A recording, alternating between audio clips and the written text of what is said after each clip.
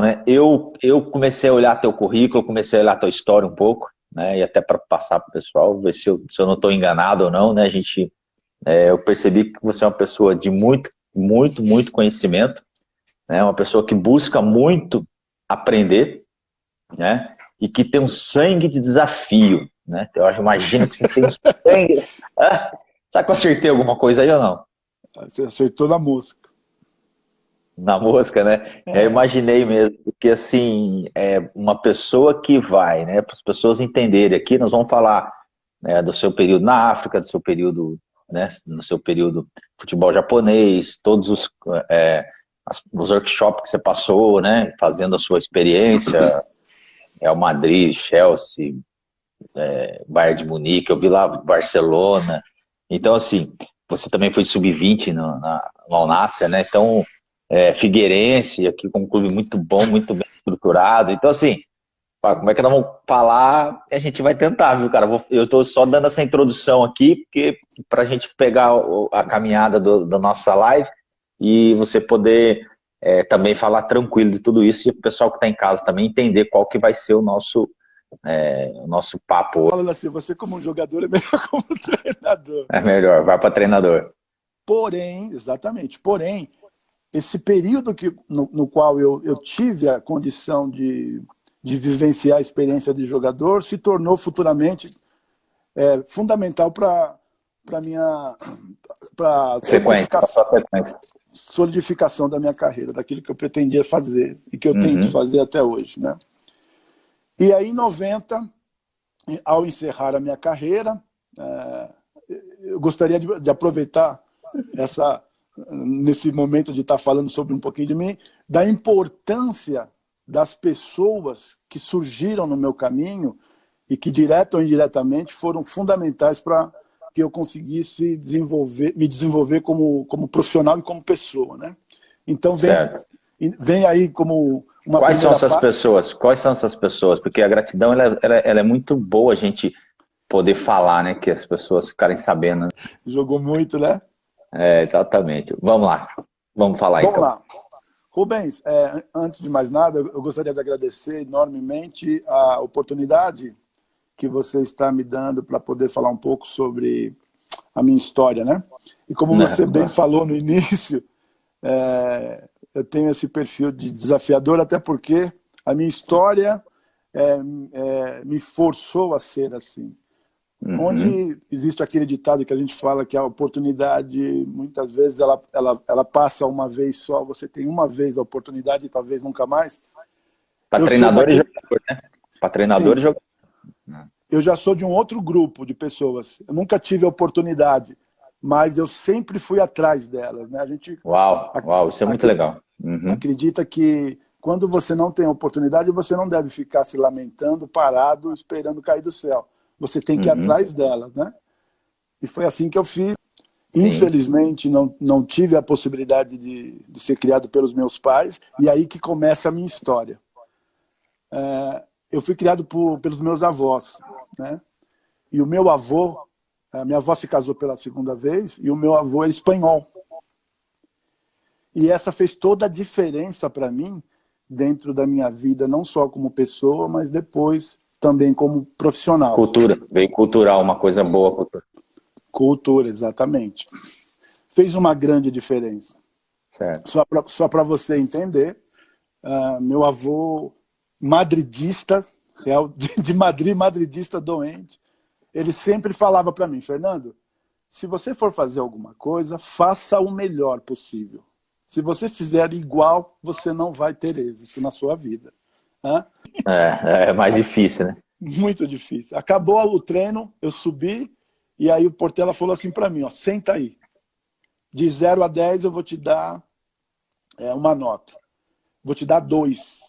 Eu quase caí para trás. Porque eu tava aqui. Minha primeira. Aí você deve ter pensado, minha primeira e última chance, né? Exatamente. Para mim aqui, exatamente, você falou o ponto certo. Para mim era a última e primeira e última, né? Aí ele falou assim, mas você tem uma coisa, Fernando, que é muito difícil. E não é na faculdade que você aprende. Você tem É. voz de comando, você tem liderança. Esses dois é por essa Por capacidade que essa você liderança. demonstrou. Uhum. Exatamente. E fora de campo, que eu falo assim, você tem que ter o comando fora de campo, né? Que era o seu caso, e aí aparece uma pessoa certa. Então são pessoas chaves na tua vida aí que já começou a te mostrar uma luz aí no fim do túnel, né? Principalmente nessa questão pedagógica, que eu vou contar na sequência, e acadêmica, o Paulinho foi fundamental. E aí, quando nós já estávamos lá, uns 2 meses, o Paulinho, sempre amigo, sempre irmão mesmo, falou: Fernando, eu arrumei um outro trabalho para você. Agora, se você puder, você vai trabalhar 3 vezes por semana à noite num clube chamado Clube Adamos, ficava ali no Ibirapuera, e você vai ter uma graninha a mais. O que você acha? Eu falei: poxa, tô dentro. Sim, tô dentro. Falou: então pode ir lá que o gerente está te esperando. Porque até a decisão sua até é boa, porque a prática ela é importante nesse início, né? Se praticar, né? Não é nem o resultado, é você começar a praticar uma outra área, né? Que fora da... Sem dúvida. Sem dúvida. Perdão. Então, eu me dirigi até o Clube Adamos e fui no Ibirapuera. Chegando lá, os caras falaram: você vai começar semana que vem, fica tranquilo e tal, só me traz os documentos. Aí eu falei: tudo bem, quais são os documentos? Ele falou: dentre eles, ele falou assim, um atestado de escolaridade. Eu falei: puxa vida, eu vou ter que ir lá no colégio, porque eu me formei tanto tempo atrás. Aí ele falou: quê? Colégio? Você não tem faculdade? Eu falei: aí já fui ficando branco. Você imagina o negrão ficando branco? Fui ficando branco. Eu falei: não, ninguém me falou nada. Não, se você não tem nem está cursando pelo menos o primeiro ano da faculdade, sinto muito, mas o emprego não é seu. Olha a importância do estudo, né? Apesar que você conseguiu superar isso, né? Mas a gente vê que o estudo, ele é importante, né? Nessas horas, faculdade, né? Às vezes não consegue, né? Jogador que nem jogou, no seu caso, não tinha como que você estava trabalhando, né? Mas para quem quer trabalhar no futebol, que nem outra pergunta que a pessoa fez aqui, o Thiago, é importante já começar, primeiro de coisa, estudar, né? Mas segue lá, vamos lá. Eu aproveito essas deixas suas para ir respondendo também o pessoal. Ótimo. Você lembra lá atrás que eu te falei que eu fui criado por um espanhol e que ele sempre falou para mim ser o melhor?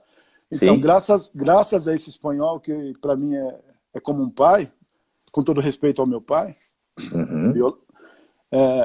eu já tinha, eu joguei, estudei e fiz o colégio. Então, o que me faltava era a faculdade. Voltei para a escola, lá para a academia, falei com o Paulinho, Paulinho, infelizmente eu não vou poder por causa disso e disso. Ele falou: não, senhor, você não vai desistir, não. Você é formado, né? Então você vai entrar na faculdade. Aí o Portela falou assim: eu pago a partir de hoje. Força, cara, eu sei que é... Vou até te relaxar um pouco, porque o Alain Mineiro acho que foi jogador seu. Um abraço, professor, você é fera.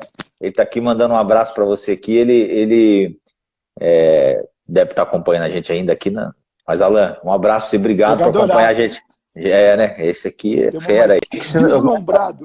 Guiando você mesmo, né? Algo que estava te guiando e você não sabia o que é. Quase que você teve uma hipnose espiritual. Perfeito. Aí veio uma pessoa na minha direção, foi vindo uma pessoa na minha direção, e ela foi crescendo, assim, eu fui tendo uma visão mais limpa. Era o cara que me pediu o relatório, o André Bussolin, de paletó, e na lapela dele, eu lembro até hoje nitidamente, era tão pequenininho, mas eu vi o PIN do Real Madrid. Quando ele me viu, e eu vi, ele falou: Fernando, o que você está fazendo aqui? Aí eu fui explicar: não, eu vim aqui com o Glaucio tentar um ingresso para assistir um jogo e tal. Ele falou: o quê? Você quer um ingresso para assistir o jogo?